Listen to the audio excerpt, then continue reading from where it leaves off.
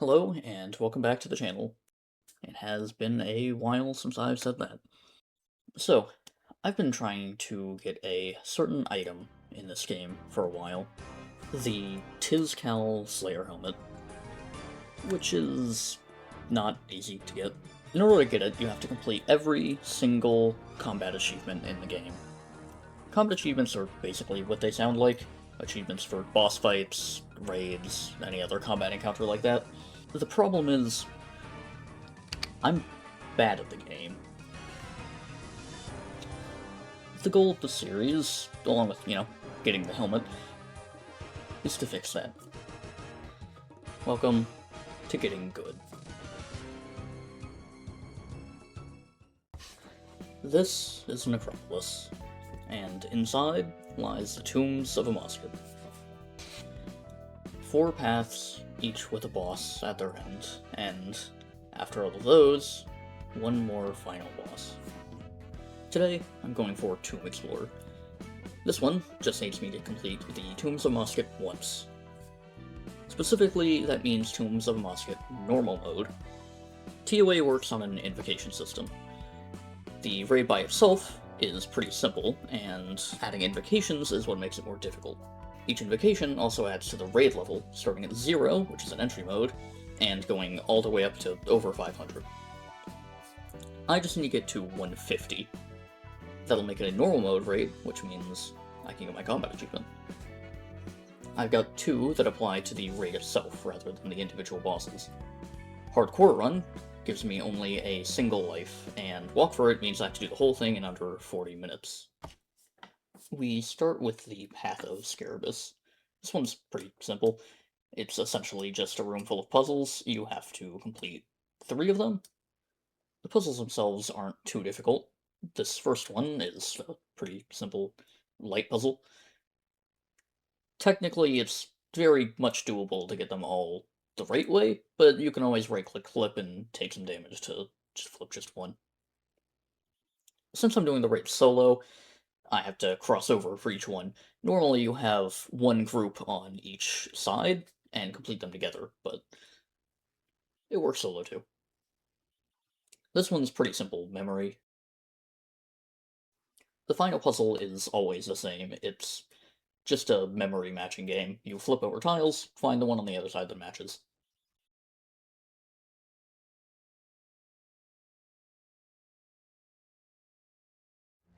Now we get to the first boss, Kefri. Kefri is a giant dung beetle that, for some reason, shoots you with explosive fireballs. These are pretty easy to dodge, you just don't be there when it lands. The first special attack is a line of dung across the ground. It's pretty easy to just get out of the way of, but it does mean you can't walk over that area later. If you mess up, this can close off pretty big sections of the arena or even leave you trapped in a corner, so you've got to be very careful. Kefri has shields instead of health at the start of the fight. Once they're depleted, she goes down, and scarab swarms start to appear everywhere. If these reach the boss, they'll heal her, and all the while you're being shot by a ranged scarab and having magic scarabs fly into you and explode. After a while, this phase ends and Kefri gets back up, with some shields depending on how many scarabs got to her. Her next special attack is to shoot out... They're called eggs. I'm assuming those are eggs. Some of them are eggs.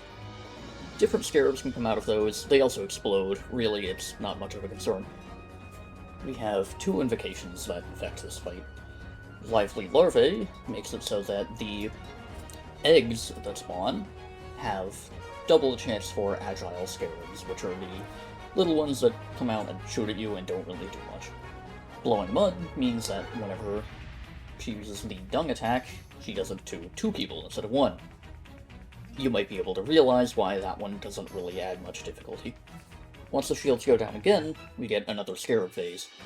This one's a lot more chaotic. A mage scarab will appear and begin charging up an attack. If you don't damage it enough in time, it'll hit you for pretty absurd damage. At the same time, a melee scarab is also going to be on you, and the smaller ones are going to be flying to the boss and healing her. Not to mention the exploding ones from before. It's pretty difficult to stop the boss from healing any meaningful amount. Usually I just focus on not dying during this phase. After it's done, it's pretty easy to take out the melee scarab and then finish off the boss.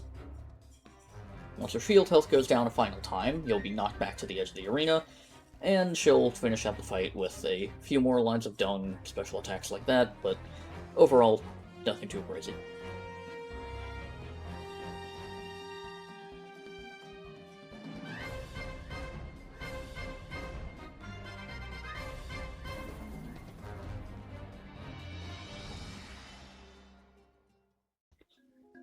Next, we have the monkey room.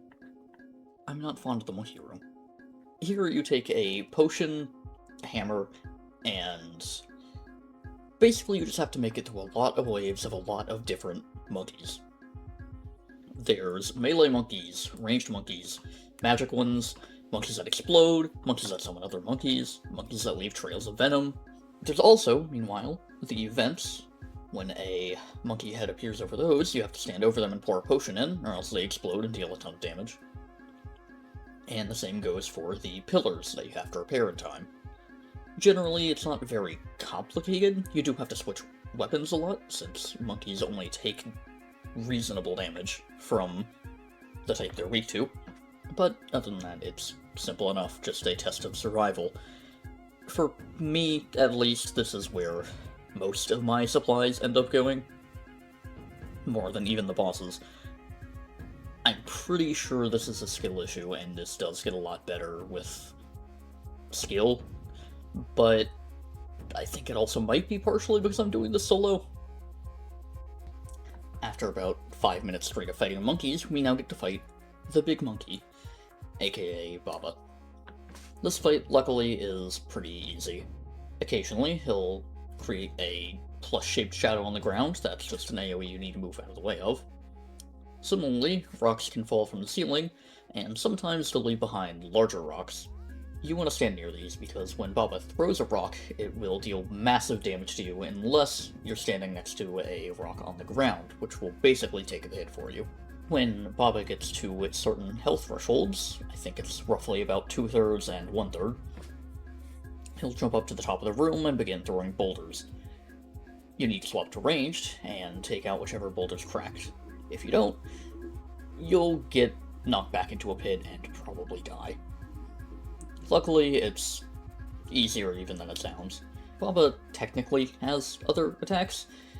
The sarcophagi on the edge of the room can open up and start shooting out projectiles, and he can start spawning smaller monkeys. Both the invocations we have this time affect these two attacks specifically, because these two attacks hardly exist. Gotta Have Faith makes it so that the sarcophagus attack does extra damage based on your missing prayer points, which is not a threat, to put it lightly. Meanwhile, Jungle Japes means that the baboons that spawn will drop bananas on death, and if you slip on them, then you're stunned for a bit. I honestly forgot I had either of these on because neither of these attacks are threatening.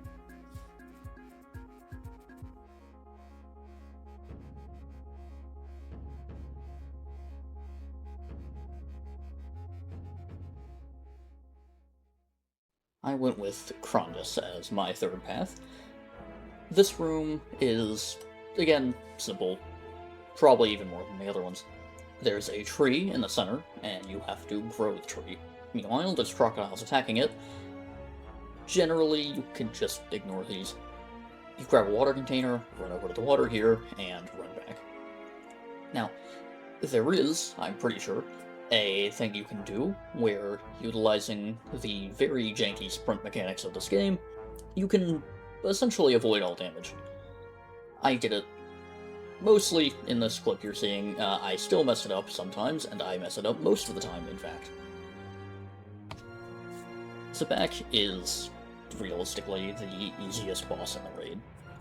The mechanics are simple, even with all of the invocations on, and generally there's not too much you can even get wrong. If you do get it wrong, though... So that was the end of that attempt. But I came back later, gave it another try, and eventually got back here to Zabak.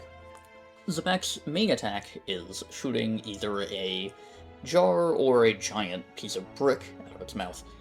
This is either a magic attack or a ranged attack, respectively, and praying correctly will pretty much negate the damage. For his first special attack, he shoots out a bunch of jars and acid all over the ground. Then, rocks fall on one side of the arena, causing waves to wash over the entire island. This one's easy, you just go in the gaps in the waves and you'll be fine. If you do get hit by the waves, it can be pretty dangerous, as you get knocked back, stunned for a second, hit by another one, and it all just goes out of control. His other special attack results in a bunch of bricks on the ground, a bunch of acid, and a bunch of jars. These jars are filled with water, and if you push them in the right way and break them at the right time, you can clear the acid behind the bricks. Then, standing behind that will block his Scream attack, and you've already seen what happens if you don't block the Scream attack. Once he gets low enough on health, then his Enrage phase activates. This is pretty straightforward, it's essentially just the basic attack, but faster. I've got more invocations on for Zabak than any other boss. That's because most of them are really easy. Not just ahead, grants the boss the ability to use Blood Barrage and spawn Blood Spawns.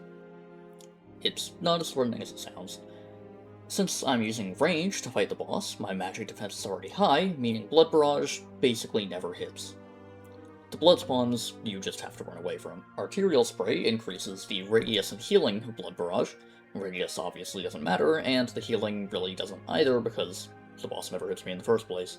Blood Thinners replaces the normal 1 Blood Spawn with 3 of them that each have higher HP, but the strategy remains completely the same, you just run away. Finally, Upset Stomach increases the amount of acid and decreases the amount of water, making the Scream attack even more dangerous than it already is.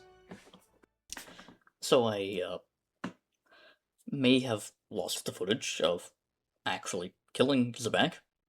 You know, the one boss that I died to. You're just gonna have to trust me on this one. The final path here gives you a light puzzle. One statue shoots out a laser beam, and your job is to redirect it using mirrors to hit the other statue with the shield. Once that's done, the walls and mirrors drop, the laser stops firing, and the pillar in the center can be mined. Once the pillar's been completely mined, then you can move on to the next room. This seems innocent. Seems easy. Realistically, it probably is. But the mirrors are lying to you. None of the ones that are there by default are practically ever used. They are there only to deceive. This room has preset layouts, and I'm pretty sure about 80% of them consist of just picking up the 3 freestanding mirrors and then using those. Every single time I've tried to work with the ones that are already there, it's taken me, like, I'm not going to say how long, an embarrassing amount of time. Akka is the most complicated out of the 4 bosses, minus the final boss. He always prays against one combat style, and uses whichever one he's praying against. The arena is divided up into 4 quarters, and pretty early into the fight, he'll spawn 4 clones, each one of the corners. If the real Akka is in the same quadrant as one of the clones, he'll be completely immune to damage, so you need to take down the clones before you can take down the real one. One of his special attacks doesn't really matter here. There's 2 different versions of it, each give you some sort of color of orb, and they don't really impact anything solo. His other special attack, though, is very relevant. The symbols in the center of the room flash in a certain order, and that's where you need to stand as the other 3 quadrants all explode. These deal a ton of damage, and it goes by very fast, so it's very possible to die to this.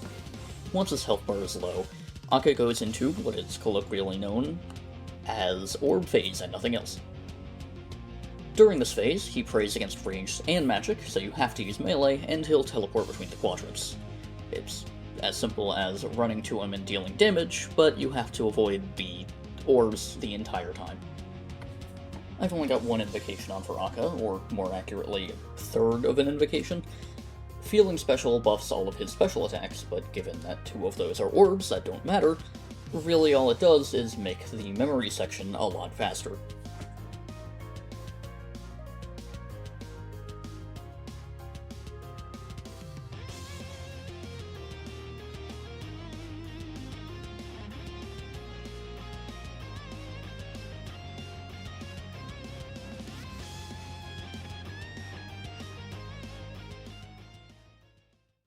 And now we face the Wardens, the final boss of the Tombs of Musket. In this first phase, we're fighting this obelisk in the center. It charges up the Wardens on either side, and I need to stand in the way of the orbs to block them. They do a bit of damage, but they prevent the Wardens from getting charged up at the same time. Whenever a Warden is fully charged, they'll unleash a special attack. First will be the Pyramids. These appear and cover a certain area. If these both go off at the same time, there's no safe zone, and you eat a bunch of damage. The second special attack is an orb. One of them fires an orb where you have to spread out from teammates, and one of them fires an orb where you have to stack together with teammates. I don't have teammates, which means this just does a bunch of damage.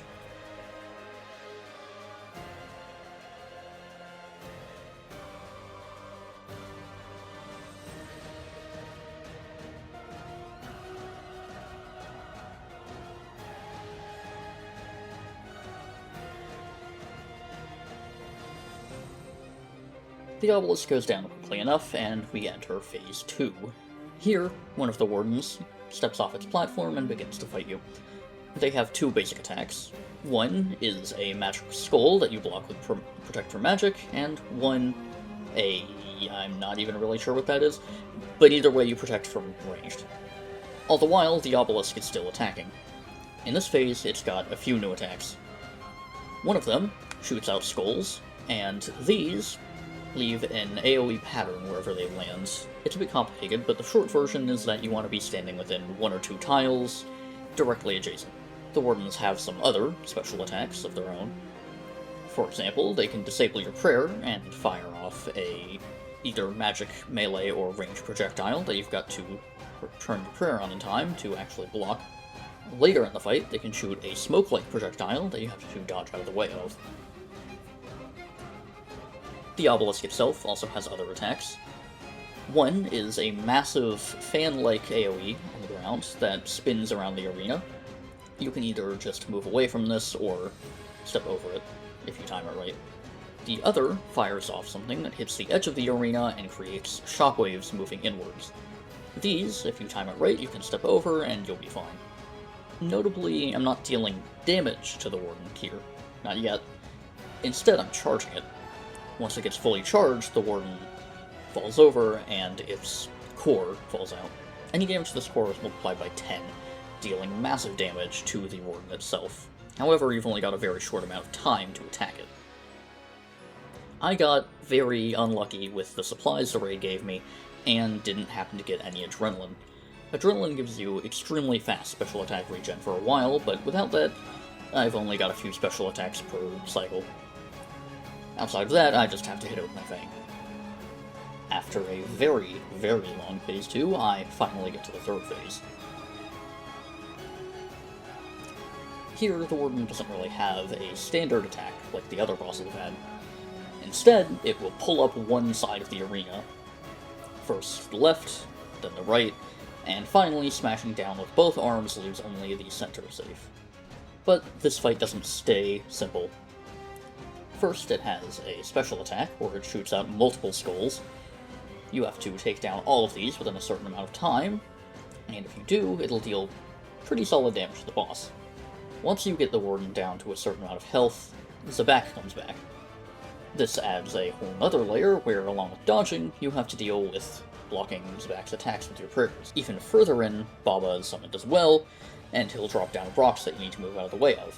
Luckily, this doesn't add too much since you're already moving anyway.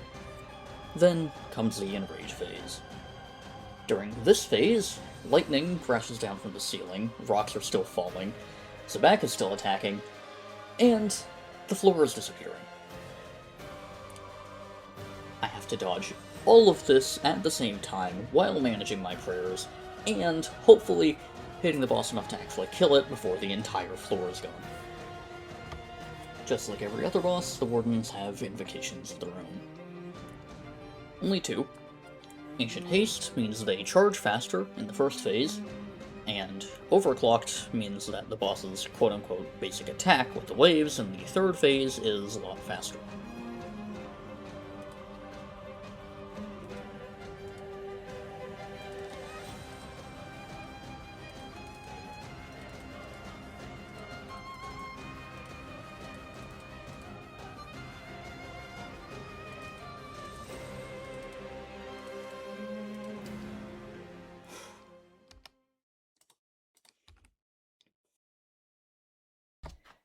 And with that, the raid is over.